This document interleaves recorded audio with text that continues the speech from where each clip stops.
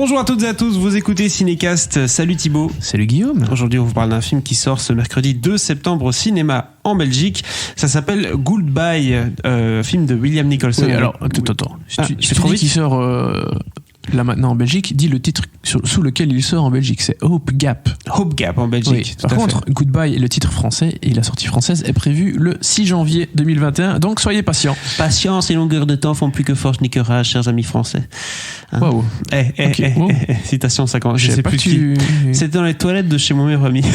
D'accord. C'est faux. Ça va bien les toilettes. À un moment, j'ai cru que tu lisais des bouquins de poésie, mais non, même pas. Moi ? Non, attends, vacances ou quoi ? Film de William Nicholson avec Annette Bening et Bill Nighy. Oui, on va y arriver. Et également Josh O'Connor au casting. De quoi parle ce film, Hope Gap ou Goodbye ? Ça parle d'une réunion familiale qui tourne mal. Hein. Jusque-là, pas très compliqué. Pourquoi ? Parce qu'un père annonce à son fils tout simplement qu'il va quitter sa mère après 29 ans de mariage, une union a priori sans faille. Je propose qu'on s'écoute un extrait de la bande-annonce. I have been here before. The sighing sound. You have been mine before. Hello, stranger. Hello, Mum. Hello, stranger. Hello, Mum. I can't bear to think you're unhappy, Jamie. I'm fine. Fine isn't the same as happy. No, we're happy, aren't we, Edward? Yes, we're fine. I'm going to leave. She'll be better off without me. I don't want to be here when you do it. You can't just walk away after 29 years. You have to try. I have tried for 29 years. No.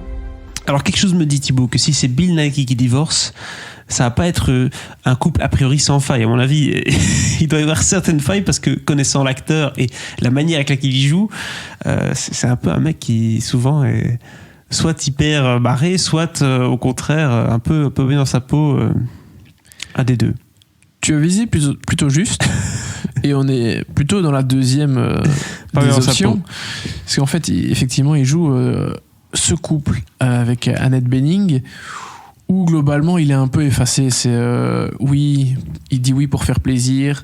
Il fait selon le bon vouloir de sa femme. Alors c'est pas qu'il est vraiment complètement dominé par sa femme. Il est un peu amorphe, quoi. Mais voilà, il est plus. Oui, on va dire ça comme ça. Mais et donc quand son épouse lui demande mais on est heureux nous en fait. Enfin le fils est présent puis elle lui demande à son fils s'il est heureux, machin. Bon, bah, c'est la vie, t'es pas toujours heureux, oui, non. Mm-hmm. Puis la mère dit, mais nous, on est heureux. Puis elle demande à son mari, on est heureux, hein. Puis il répond sans trop répondre, tu vois. Mais sans y réfléchir, quoi. Ah ouais. Voilà. Oui, c'est un peu ça. Hein. Et ben, évidemment, tu comprends bien que non, il est pas heureux, mais en même temps, en même pas 2-3 scènes, t'as compris la dynamique du couple, quoi. C'est l'homme qui est plus effacé par rapport à son épouse. Et voilà, et ça a été comme ça, sans doute, pendant 30 ans, quoi. Mm. Donc, il annonce un beau jour à son fils qui veut quitter sa mère, enfin son épouse.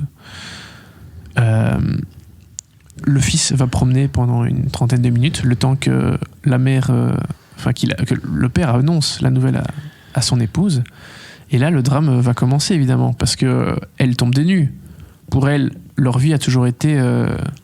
simple, pas de problème, simple. Quoi. Oui. Mais le personnage de Bill Nighy, c'est quelqu'un qui veut pas... qui est pas du tout dans le conflit. Il va toujours éviter le conflit. Ça va être oui, il va jamais répliquer quand elle lui reproche quelque chose. Du coup, il va jamais imposer sa volonté. Et pour un couple, c'est assez dangereux, ça. Évidemment. Et donc, forcément, ce couple, je vais pas dire qu'il n'existe pas, mais il peut pas fonctionner.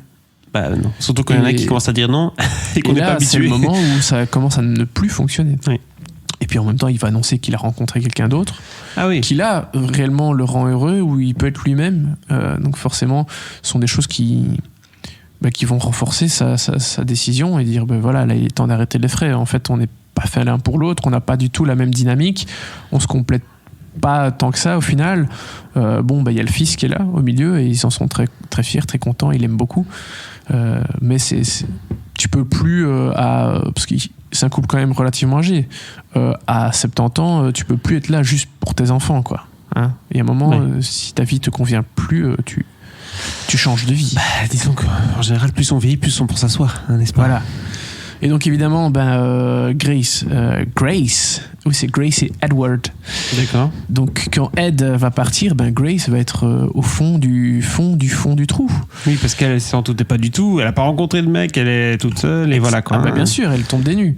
Donc c'est Jamie, leur fils, qui va jouer le pansement. Le médiateur. Tous les week-ends, il va être là auprès de sa mère, qui reste donc dans la demeure familiale.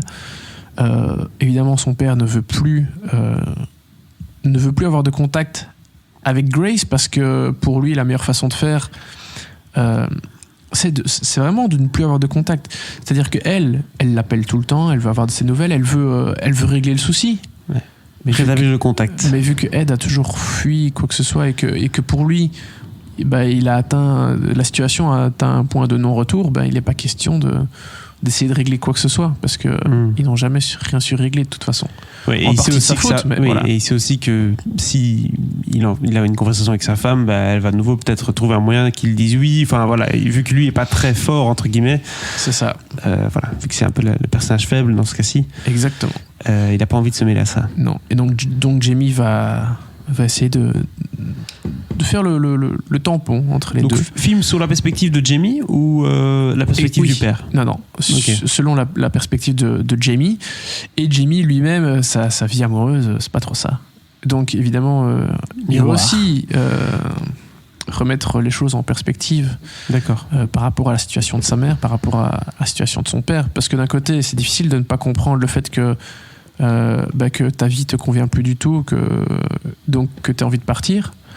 Et de l'autre, évidemment, tu vois ta mère qui est seule, qui a cru avoir un amour pendant 30 ans, et puis qu'en fait, peut-être qu'il y a eu de l'amour pendant, j'exagère, mais pendant 5, et puis les 25 autres années, c'était la routine avec plus grand chose. Donc voilà, c'est un film très cheesy, très gentil, très britannique. Je pense que c'est pas du Richard Curtis quand même. On n'est pas dans... Non, c'est pas Richard Curtis, mais c'est un drame. C'est plein de bons sentiments. Oui, voilà.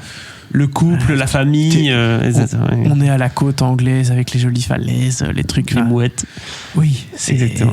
D'ailleurs, Hope Gap est le nom d'une petite baie c'est presque un film BBC. C'est le lieu dit. Hein. Ouais.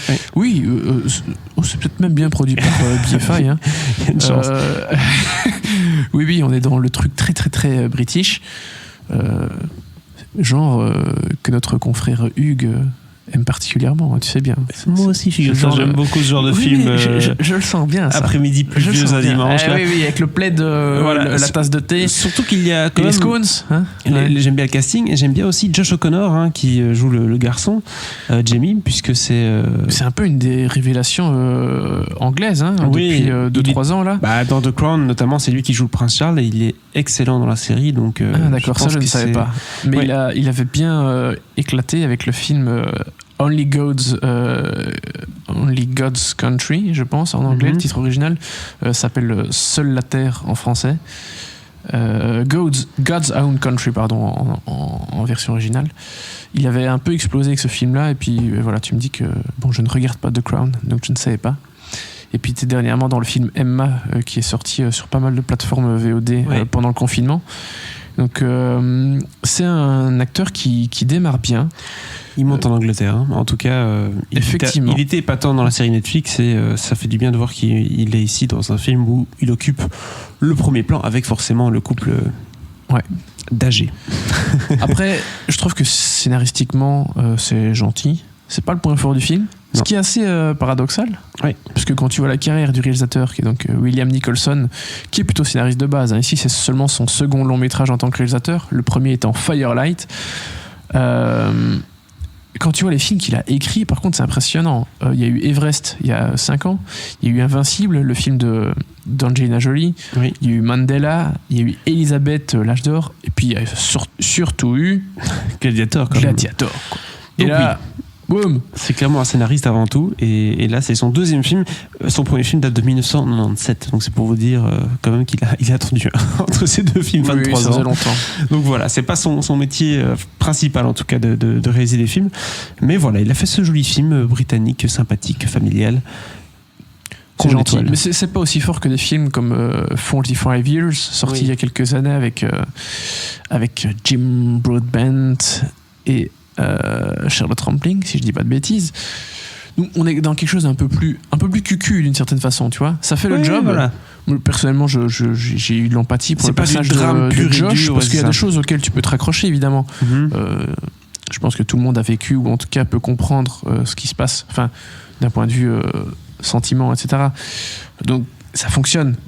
Mais voilà, c'est très gentil, quoi. Très bien. Hope Gap, du coup, tu lui donnes 2 étoiles. 2 étoiles. C'était donc dès ce mercredi 2 septembre au cinéma.